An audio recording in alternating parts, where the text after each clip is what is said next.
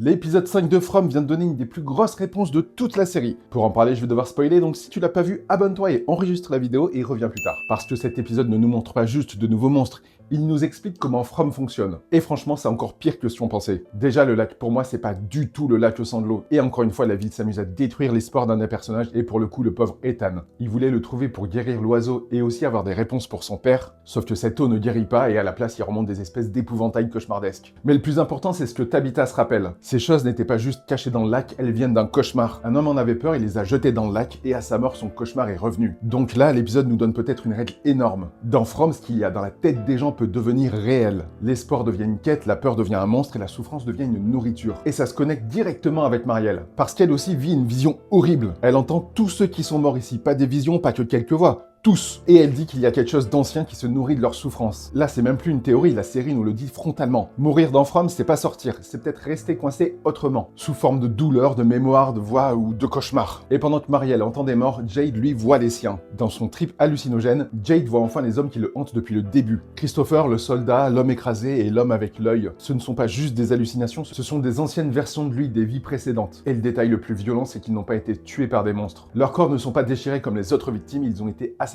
par des habitants. Parce qu'à chaque cycle, les gens découvrent qui est Jade, ils le blâment, le détestent et finissent par le tuer. Et là, tout se connecte avec Sophia. Depuis plusieurs épisodes, elle plante exactement cette idée dans la ville. Que les problèmes ont commencé avec Jade, avec l'arrivée des Matthews. Donc si le cycle recommence, la ville n'a pas besoin d'envoyer les monstres. Elle a juste besoin de retourner les survivants contre les personnes qui peuvent comprendre la vérité. Et pour Tabitha, c'est peut-être encore pire. Parce que le jeune Jade le dit clairement. Pour elle, c'est pire. On sait pas encore ce que ça veut dire, mais vu ce que la série raconte sur les mères, sur les enfants sacrifiés, et les souvenirs qui reviennent, ça sent vraiment très mauvais. Et c'est là que l'épisode devient énorme, parce que Jade finit par voir le lieu du sacrifice. Et à la fin, il dit qu'il sait comment les sauver et comment ils peuvent rentrer chez eux. Sauf que maintenant, le problème, c'est pas de savoir s'il a trouvé la réponse, c'est de savoir si on peut faire confiance à cette réponse. Parce que From donne rarement les réponses gratuitement. La ville montre des choses, mais elle le montre toujours au pire moment, à la pire personne et de la façon la plus dangereuse possible. Et pour la suite, l'enjeu, ça va être de savoir s'ils peuvent faire confiance à ce qu'il y a dans la tête de Jade. Cet épisode nous confirme une chose, ils n'ont jamais été aussi près de la vérité. Mais c'est peut-être exactement pour ça que la ville va devenir encore plus dangereuse.